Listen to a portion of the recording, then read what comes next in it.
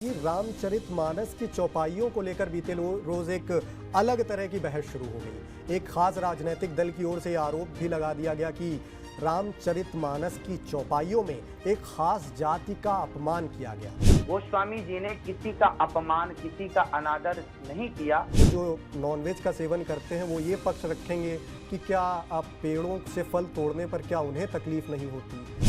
और नॉनवेज का जिक्र हुआ तो बात बलि प्रथा की भी गलत है। किसी की हत्या, जहाँ अहिंसा ही परमो धर्मः की बात हमारे वेद यहाँ से शुरू होते हैं, वहाँ किसी की हत्या जायज कैसे हो सकती है। मेरा दो टूक सवाल आपसे ये कि धीरेन्द्र शास्त्री जी, कानपुर वाले करोली बाबा, ऐसे तमाम संत अलग अलग चमत्कार का दावा करते हैं। कोई चमत्कार दिखाए और चमत्कार दिखा के फिर सनातन का प्रचार करे तो बुरा नहीं है।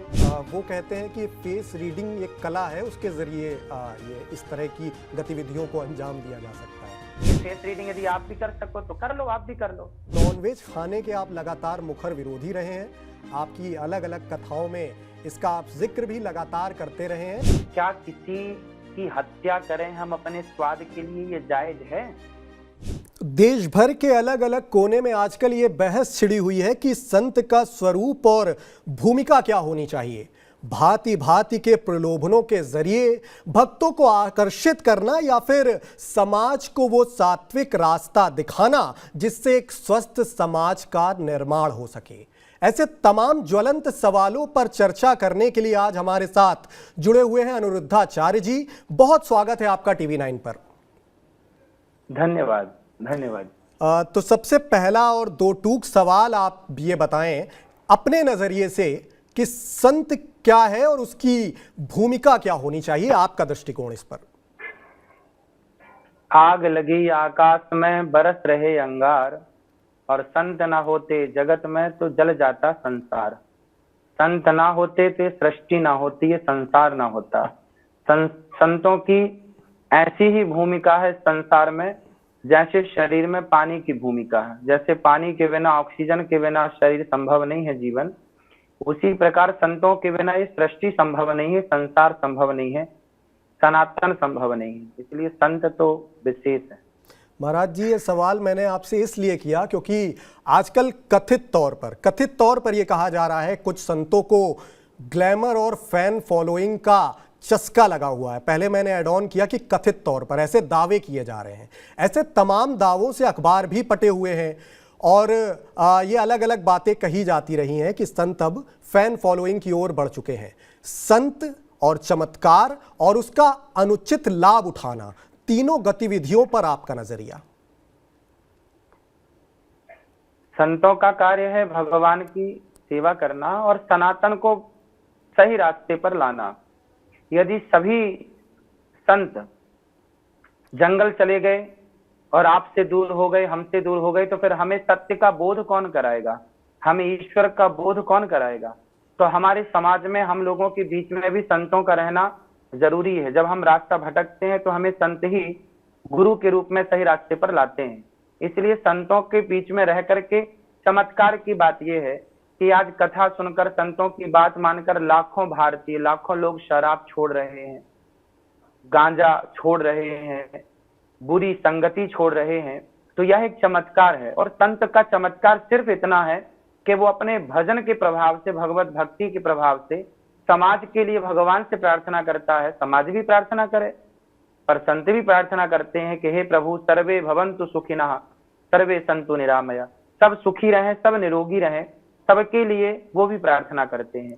सबका सुख चाहते हैं, नशा मुक्त भारत हो, आज के युवा सही रास्ते पर चलें।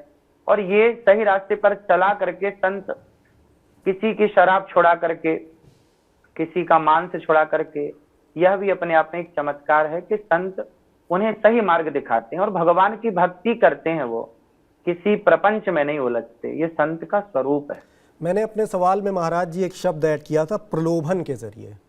कई बार कई संत ऐसे भी आरोप लगे हैं कि अलग अलग प्रलोभनों के जरिए पर्ची दिखाकर भविष्य बता देना आपका, या पास्ट आपका बता देना और तमाम इस तरह के भी वो दावे करते रहे हैं संत कि आप मेरे पास आओ सारे दुखों का निवारण हो जाएगा। तो ऐसी बातें जब समाज में आती हैं तो कहीं ना कहीं आपको ऐसा नहीं लगता कि ये दिग्भ्रमित करती हैं समाज को? दुखों का निवारण, देखिए दुखों का निवारण भगवान ही करेंगे। और कर्म दंड, भीष्म पितामह को भी बाणों की सैया पर लेट के अपने कर्मों का दंड भोगना पड़ा। उनका भी दुख निवारण स्वयं भगवान श्री कृष्ण भी ना कर पाए, क्योंकि कर्म दंड है। को ना काहू को सुख दुख कर दाता, निज कृत कर्म भोग सब भ्राता। तो सुख दुख तो भगवान जिसको विधान, जिसका जैसा कर्म है उसके कर्म के अनुसार सुख दुख तो मिलना ही है। अब रही कि आप किसी का फ्यूचर बता दें, किसी का पास्ट बता दें, ठीक है। तो कोई व्यक्ति के अंदर यदि सिद्धि है, कोई व्यक्ति, हमारे संतों में त्रिकालज्ञ संत हुए हैं जो तीनों कालों की बात, भूत भविष्य वर्तमान को जानने वाले हैं। यदि कोई ये भी दावा करे कि हम त्रिकालदर्शी हैं, सब कुछ जानते हैं, तो संत ऐसे रहे हैं। अब जो दावा कर रहे हैं वो ऐसे हैं कि नहीं वो तो पता नहीं, पर हमारी सनातन संस्कृति में ऐसे भी संत रहे हैं जो तीनों कालों की बात जानते थे, और ऐसे महान पुरुषों के बारे में शास्त्रों में खूब जिक्र है। अच्छा, अगला अहम सवाल आपसे मेरा ये कि सनातन के प्रचार और प्रतिष्ठा बढ़ाने के लिए आप निकले हुए हैं, तो व्यक्तिगत तौर पर आपसे अगर मैं ये जानना चाहूँ कि आपके व्यक्तिगत पहल देश और विदेश दोनों जगह कि क्या की गई आपकी ओर से, क्या पहल है आपकी जिससे सनातन धर्म सही दिशा की ओर बढ़ सके? ये दास अनिरुद्ध जिसको आप सुन रहे हैं, वृंदावन धाम में, श्री धाम वृंदावन में एक रसोई चल रही है, श्री गौरी गोपाल जी की रसोई, जहां ऐसी रसोई है कि कोई भी आवे श्री धाम वृंदावन में तो सबके लिए यहाँ भरपेट भोजन होता है। सुबह से 8 बजे से लेकर रात्रि के 10 बजे तक लगभग 30 से 40 हजार लोग नित्य प्रसादी यहाँ निःशुल्क पाते हैं। तो यहाँ ये दास सेवा करता है, यहाँ संतों की सेवा होती है, वृद्ध माओं की सेवा होती है, जो हमसे बनता है हम करते हैं। और सबसे बड़ी सनातन की सेवा ये है कि आज भटके हुए वो नौजवान बच्चे जो शराब में, मांस में और भी बहुत सारे गलत रास्तों में, कुसंग में चले गए, वो सब कथा सुन सुन के बहुत सारे लोग सही हो गए। लाखों लोग तो ऐसे हैं जो शराब छोड़ चुके हैं, मांस छोड़ चुके हैं, सात्विक शाकाहारी बन चुके हैं। तो ये सेवा है, जितनी हम कर सकें उतनी हम करें, जितनी आप कर सकें आप करें। सेवाओं का तो कोई अंत नहीं है, सारी जिंदगी करना। और ये शरीर सेवा के लिए ही मिला है। पर हित सरिस धर्म नहीं भाई, पर पीड़ा सम नहीं अधमाई, परोपकाराय सताम विभूतया। परोपकार करना ही हमारा धर्म है और इसी के लिए मानव तन मिला, और वही ये दास करता है। और सभी लोग इससे, बहुत सारे लोग जुड़ करके लाभान्वित होते हैं कि कथाओं से ऐसा मोटिवेशन मिलता है कि वो लोग सुधर जाते हैं, गलत रास्ता छोड़ देते हैं। घर में पति पत्नी से लेकर हर रिश्तों की मजबूती, जो झगड़ों में गुजार रहे थे अपना समय, वो अब प्रेम पूर्वक रिश्तों को समझने लग गए कथा के प्रभाव से। तो ये भूमिका है सनातन की सेवा की, जितनी हम कर सकें। हमें 140 करोड़ सनातनी यदि हैं हमारे देश में, तो सबको, सनातनियों को अपने धर्म का प्रचार करना चाहिए और सबको अपने धर्म के बारे में जानना चाहिए। और वही जानना और जनाने का कार्य हम सभी लोग करते हैं, उसमें आप भी सम्मिलित हैं। अच्छा, एक सवाल मेरा आपसे अहम ये कि आप पहले तो ये स्वीकारेंगे कि आजकल आध्यात्मिक लिहाज से कर्मकांड और ज्ञान के अभाव में पाखंड, इन दोनों के बीच एक बहुत बारीक सी रेखा है। पाखंड और कर्मकांड को लेकर आपका नजरिया क्या है? आपने कहा ज्ञान का अभाव, ना जी, ज्ञान का अभाव नहीं है। आज भी ज्ञानी लोग, समझदार लोग हैं, आज भी ज्ञानी हैं। हाँ, पाखंड भी है। पाखंड क्या है? अब कुरीतियां चल रही हैं, लोग अपने से जो मन में आए वो करने लग जाएं। अब जैसे कुरीतियां क्या है, आज भी हमारे हिंदू धर्म में, सनातन धर्म में कुछ लोग मंदिरों में जाकर बकरे की बलि चढ़ाते हैं। आज भी बच्चे जन्म लें, शादी हो बच्चों की, तो बकरे की बलि चढ़ाते हैं। ये बकरे की बलि चढ़ाना हमारे यहाँ कहीं लीगल नहीं है, शास्त्र किसकी परमिशन नहीं देते। शास्त्र, वेद कहते हैं अहिंसा ही परमो धर्मः। जो अहिंसा ही परमो धर्मः की बात करें, वहां किसी बकरे को क्यों मारा जाए? बकरा इसलिए मारते हैं कि यही कुरीतियां, यही अंधविश्वास है। कुछ लोगों ने परंपराएं बना दी जिनको ज्ञान नहीं था, और उनके बच्चे आज भी फॉलो करते चले आ रहे हैं। भागवत जी में एक प्रसंग है कि भगवान श्री कृष्ण के पिता श्री नंद बाबा जी इंद्र की पूजा कर रहे थे वर्षों से, फिर भगवान ने उस पूजा को बंद कराई और श्री गिरिराज जी की पूजा कराई कि ये पूरा जो आपका विधान है वो गलत है, आप श्री गिरिराज जी की पूजा करिए। तो इंद्र की पूजा बंद करा करके श्री गिरिराज जी की पूजा कराई, तो पुरानी कुरीतियां नंद बाबा भी पाल रहे थे, उन्हें भगवान श्री कृष्ण ने बंद कराई। तो ये मैसेज था समाज के लिए कि हम भी जिन कुरीतियों का पालन पोषण कर रहे हैं उन्हें बंद किया जाए। ऐसी बहुत सारी कुरीतियां आज भी समाज में है। इससे क्या होता है, लोग कहते हैं सनातन धर्म में भी देखिए आप बकरे की बलि चढ़ाते हैं, कहीं नहीं लिखा हमारे यहाँ, सब मनमुखी है। ऐसे और भी दृष्टांत है, जैसे एकादशी के दिन किसी के घर में मर जाता है कोई, तो लोग एकादशी का व्रत करना छोड़ देते हैं, झूठ बोलना नहीं छोड़ेंगे, कपट करना नहीं छोड़ेंगे, छल करना नहीं छोड़ेंगे, व्रत करना छोड़ेंगे। ये सारी कुरीतियां आज भी समाज में जस की तस जिंदा हैं। आज इतना ज्ञान इतना अध्यात्म होने के बाद भी बहुत समझाते हैं, लोग समझते भी हैं, पर आज भी ये कुरीतियां कितनी जिंदा हैं। तो ये कुरीतियां हैं और इन्हीं को बंद करना चाहिए। अच्छा महाराज जी, रामचरितमानस की चौपाइयों को लेकर बीते रोज एक अलग तरह की बहस शुरू हो गई। एक खास राजनीतिक दल की ओर से आरोप भी लगा दिया गया कि रामचरितमानस की चौपाइयों में एक खास जाति का अपमान किया गया। आपकी राय और नजरिया इस आरोप को लेकर? नहीं, अपमान नहीं है। देखिए, रामचरितमानस में माता सीता को सीता कहा गया है, माता कह के पुकारा गया है, और सूपनखा का स्थान अलग है। दोनों स्त्रियां हैं, माता सीता भी स्त्री हैं और सूपनखा भी स्त्री है, पर दोनों का स्थान अलग अलग है। सूपनखा को सूपनखा की तरह कहा जाएगा, माता सीता को माता सीता ही कहा जाएगा, दोनों स्त्रियां हैं। उसी तरह समाज में गोस्वामी जी ने किसी का अपमान, किसी का अनादर नहीं किया। उन चौपाइयों के अर्थ को आप गलत ढंग से यूज करेंगे, गलत अर्थ लगाएंगे, जैसे ढोल गंवार शूद्र पशु नारी सकल ताड़ना, ताड़ना पर बात आके रुक गई।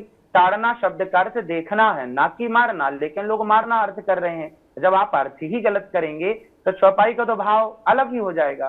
भाई गलत नहीं है कुछ भी, आपके समझने में गलती हो रही है, समझाने में गलती हो रही है। गलती यहाँ है, गोस्वामी तुलसीदास जी भगवान का, श्री गोस्वामी जी ने भगवान का साक्षात्कार किया है, कोई सामान्य संत नहीं है, भगवत प्राप्त संत हैं। भगवान राम के दर्शन किए हैं आपने, हनुमान जी स्वयं उनके पास आकर बैठा करते थे। ऐसे संत हैं और इनकी वाणी पर यदि हम टिप्पणी करें तो ये अशोभनीय है, अमर्यादित है। अच्छा, ये इससे पता चलता है कि हम शब्दों का किस प्रकार अनर्थ कर रहे हैं। जी महाराज जी, आपके मुताबिक ज्ञान के अभाव में ताड़न का अलग मतलब पेश किया गया आपके मुताबिक? बिल्कुल बिल्कुल अलग अर्थ है। ताड़ना मतलब होता है देखना। आज भी अवधी भाषा में आज भी आप अवध के गांव में जाइए, अवध के क्षेत्र में जाइए, हम भी जिस गांव से आते हैं, हमारी भी जहां जन्म हुआ है, वहां भी कहते हैं फलाने ने हमें ताड़ लिया, फलाने ने हमें ताड़ लिया मीन्स फलाने ने हमें देख लिया। वो हमें ताड़ रहा है, मतलब वो हमें देख रहा है। हम जिस गांव से हैं आज भी वहां ये प्रयोग होता है। आप गांव गांव में गोस्वामी तुलसीदास जी ने अवधी भाषा के अतिरिक्त गांव गांव के शब्दों का श्री रामचरितमानस में प्रयोग किया है। और वो ताड़ना मीन्स देखना। सन मतलब पुत्र भी होता है, सन मतलब सूर्य भी होता है। तो जहां पुत्र का अर्थ लगेगा वहां पुत्र लगाएंगे, जहां सूर्य का अर्थ लगेगा वहां सूर्य लगाएंगे। हर जगह तो एक सा नहीं हो सकता ना। हर भाषा में एक बात को कहने के लिए अनेक शब्द होते हैं और कई बार अनेक बातों से एक शब्द को कहा जाता है, एक बात को दर्शाया जाता है। तो यहाँ ताड़ना मतलब मारना हो सकता है, किसी के राज्य में किसी के गांव में ये ताड़ना में भी प्रयोग होता हो, मारने में भी, पर यहाँ जिस भाव से कहा गया है वहां देखने का अर्थ है, ना कि ताड़ने का। अच्छा महाराज, जैसे इंग्लिश में शब्द सन है और पुत्र है, सन है और सूर्य है, उसी तरह यहाँ ताड़ना। हाँ जी, तमाम संतों की ओर से अलग अलग वक्त पर लव जिहाद का मुद्दा भी काफ़ी मुखर तरीके से उठाया गया। लव जिहाद के जो अलग अलग आरोप लगते हैं, अगर ये वजूद में है तो इन दावों पर आपकी राय? देखिए, लव जिहाद तो होना ही नहीं चाहिए। सरकार को और हम सबको इसमें थोड़ा सा कार्य करना चाहिए। हमारे यहाँ जो विवाह की पद्धति बनी है, महाराज जी मैं आपको 1 मिनट रोक रहा हूँ, बस मैं आपकी बात काटते हुए एक चीज रोक रहा हूँ। आप कह रहे हैं लव जिहाद होना नहीं चाहिए। प्रेम, मेरा व्यक्तिगत मानना यह है कि सात्विक होना चाहिए, प्रेम का कोई धर्म नहीं होना चाहिए। अब आप अपना नजरिया रखें। भाई प्रेम का धर्म तो नहीं ही होता, परंतु विवाह कहाँ करेंगे आप, कहाँ कर देंगे? आप ये बताइए कि आप साइंस को तो जानते हैं, साइंस को फॉलो करते हैं जी। आप व्हाइट गुलाब में आप रेड गुलाब की कलम मिक्स कर दीजिए, जी तो वहां से जो गुलाब होगा वो पिंक गुलाब होगा। जी जी पिंक गुलाब होगा, उसकी जो नस्ल है बदल जाएगी, उसका स्वभाव बदल जाएगा। हमारे ऋषि मुनियों ने जो कहा है कि ब्राह्मणों का विवाह ब्राह्मणों में, क्षत्रियों का क्षत्रियों में, वैश्यों का वैश्यों में, शूद्रों का शूद्रों में। इसका एक साइंटिफिक रीजन देखिए। यदि आप जात बदल देते हैं, धर्म बदल देते हैं और फिर विवाह करते हैं, अब जैसे हिंदू की लड़की है, जी वो गाय को अपनी माता मानती है, आरती उतारती है, पूजती है, और उसने यदि मुसलमान लड़के से विवाह किया तो जिस घर में वो जाएगी बहू बनकर, वहां तो गाय को खाया जाता है। तो जी गाय की पूजा करने वाली लड़की गाय को खा कैसे सकती है? मिसमैच हो जाएगा जी, विचार। विचारधारा अरे अलग विचार, अलग विचारधारा, अलग हो जाएगी। बात प्रेम की नहीं है। बात तो प्रेम, जिससे आप विवाह करेंगे उससे प्रेम हो जाएगा। प्रेम का क्या है? प्रेम तो हम आपके साथ रहने लग जाए, आपके साथ प्रेम हो जाएगा। भाई प्रेम का क्या है? प्रेम तो कोई प्रेम की बात नहीं है, प्रेम तो हो ही जाएगा। आप जिस, आपका बेटा अंधा हो, लंगड़ा हो, बहरा हो, कैसा हो, जो आपका है उससे आपको प्रेम करना हो ही जाएगा। प्रेम ये नहीं है कि नहीं हम उससे प्रेम नहीं करेंगे, उससे नहीं होगा। तो प्रेम कोई दीवार खड़ी नहीं करता। आपका कोई भी दोस्त अंधा भी हो और आपका है तो आपको उससे प्रेम है, और बहुत इंटेलिजेंट है, आपका नहीं है, तो आपको उससे कोई प्रेम नहीं होगा। अच्छा। तो बात प्रेम को मायने नहीं रखा जाता, प्रेम बाद में होता है, पहले विवाह होता है। आपके दादाजी, आपकी नानी जी ने पहले प्यार किया था कि पहले विवाह किया था? पहले प्रेम नहीं हुआ, पहले विवाह हुआ, बाद में प्यार हुआ, है ना? तो ये सिस्टम बच्चे भूल गए हैं आज के आधुनिक युग में कि पहले विवाह कर लो फिर प्रेम करना। अब प्रेम पहले करने के बाद भी विवाह करेंगे तो बहुत सारे तलाक ऐसे भी हैं कि प्रेम के बाद अब टुकड़े टुकड़े हो जाते हैं लड़कियों के। क्या उस लड़की ने प्रेम नहीं किया था जिसके टुकड़े टुकड़े हो गए थे? किया तो था प्रेम। दबाव बनाया, शादी कर लो, अब आपने हमारा शोषण किया है, शादी कर लो।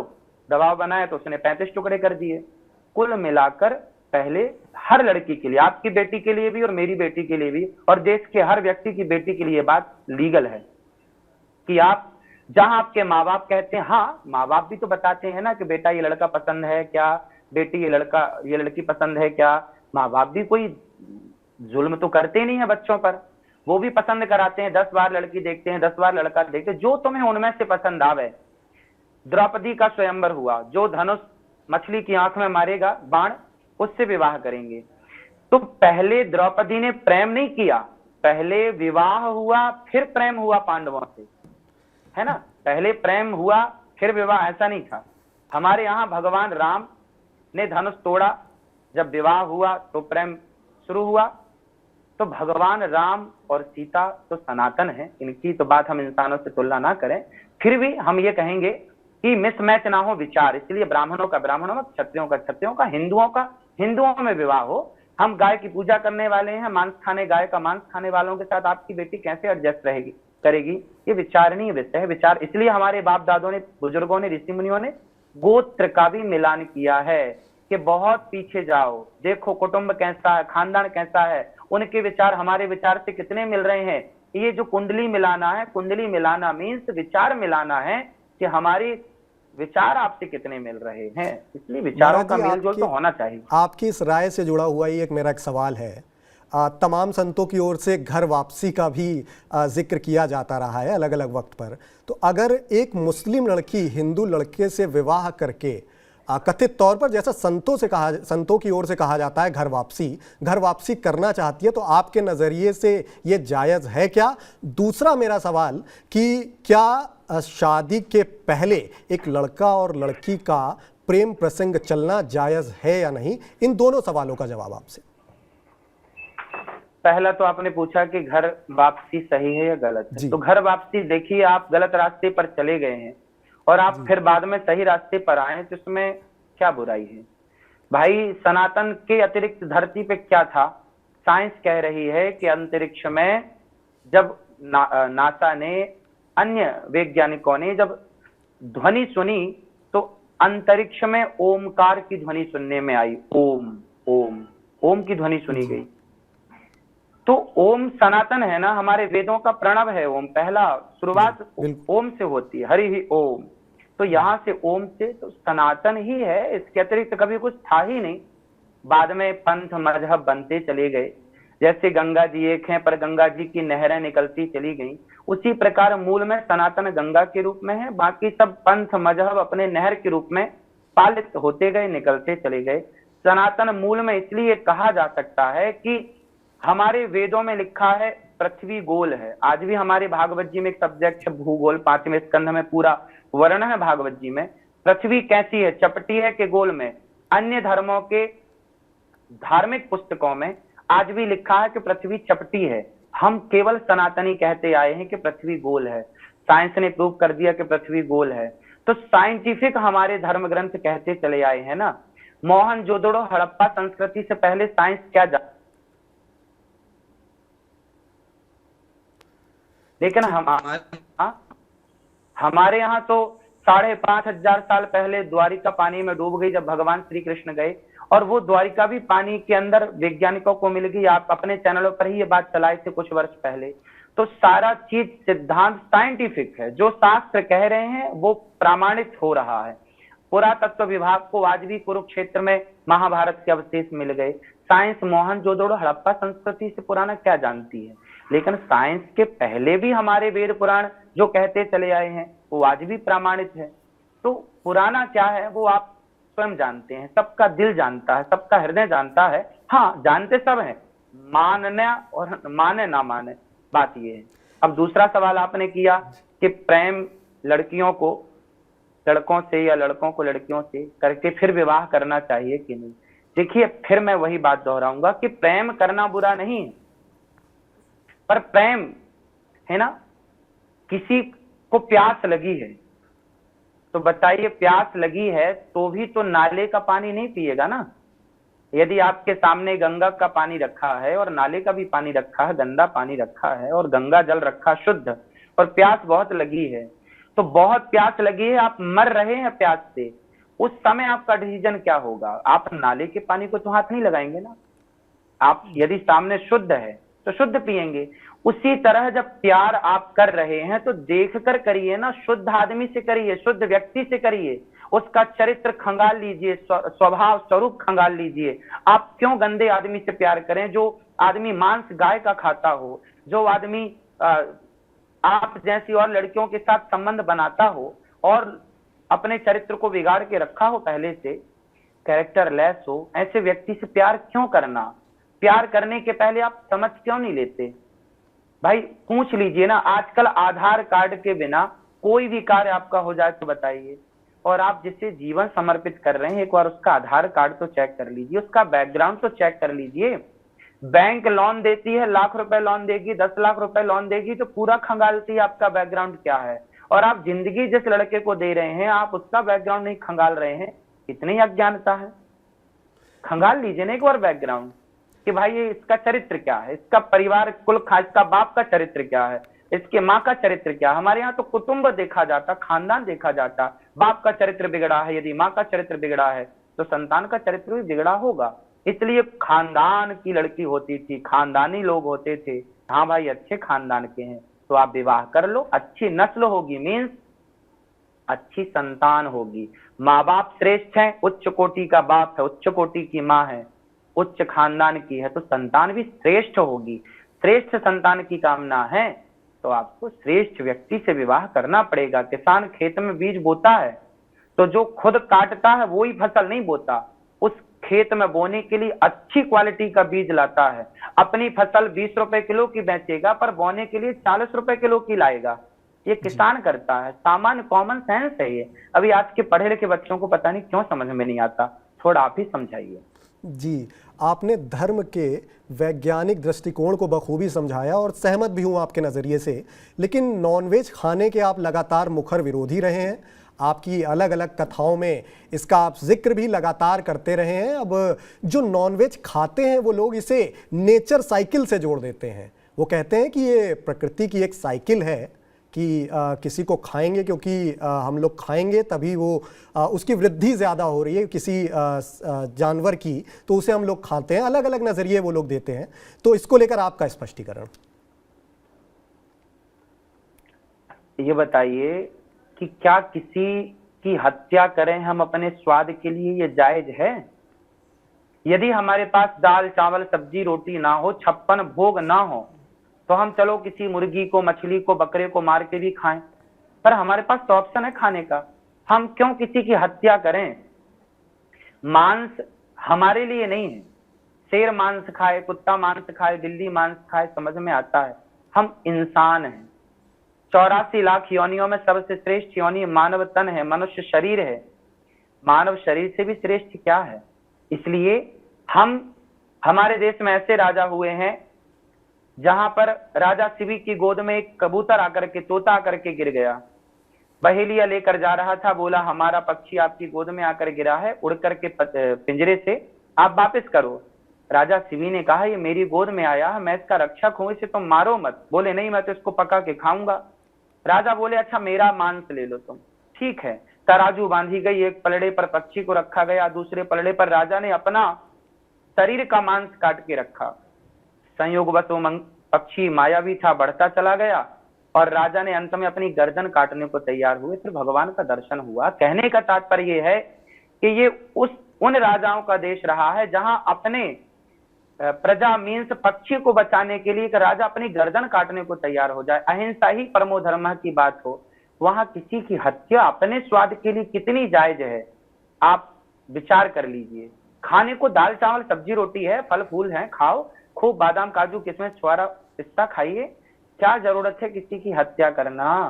और रोटी, अब आप कहेंगे कि अन्न में भी तो जान होती है, जीव होता है, चाहे उस मुर्गे की जान ले लें या अन्य की जान ले लें ना, उसमें हड्डी होती है मुर्गे में, उसमें खून होता है, वो चिल्लाता है, वो चीखता है, आप उसे जरा पकड़ेंगे वो चीखेगा, चिल्लाएगा। गेहूं में हड्डी नहीं होती, खून नहीं होता। हाँ, प्राण होते हैं गेहूं में, लेकिन उस प्राण से हमारे प्राणों की रक्षा होती है।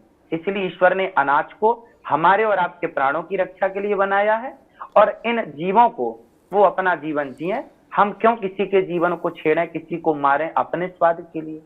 इसलिए मांस खाना सदा गलत है। जी, आपकी राय पर वो जो नॉनवेज का सेवन करते हैं वो ये पक्ष रखेंगे कि क्या आप पेड़ों से फल तोड़ने पर क्या उन्हें तकलीफ नहीं होती, या किसी ना, भी कोई तकलीफ नहीं होती। पेड़ों से फल तोड़ने में, पेड़ तो अपने आप फल को गिरा देता है। आप पक जाने दीजिए आम को, अपने आप मत छेड़िए, अपने आप गिरा देगा। वो प्रकृति ने हमारे लिए ही दिया है। आप मत छेड़िए ना किसी फल को। धान को मत छेड़िए, धान की फसल पक जाएगी, अपने आप सूख जाएगी। गेहूं पक जाएगी अपने आप, जब सूखती है तब किसान काटता है, हरी भरी फसल को नहीं काटता। जब प्रकृति उसे हमारे लिए प्रोवाइड कर देती है तब ना उसे किसान जाकर के काटता है। फल अपने आप पक जाता है तो नीचे गिर जाता है।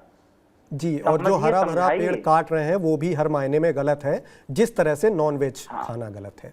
जी, बिल्कुल। हरा पेड़ काटने की, हमारे यहाँ माता सीता जंगल में लकड़ी काटने जाती थी तो वो सूखी लकड़ी काटती थी, ना कि हरी।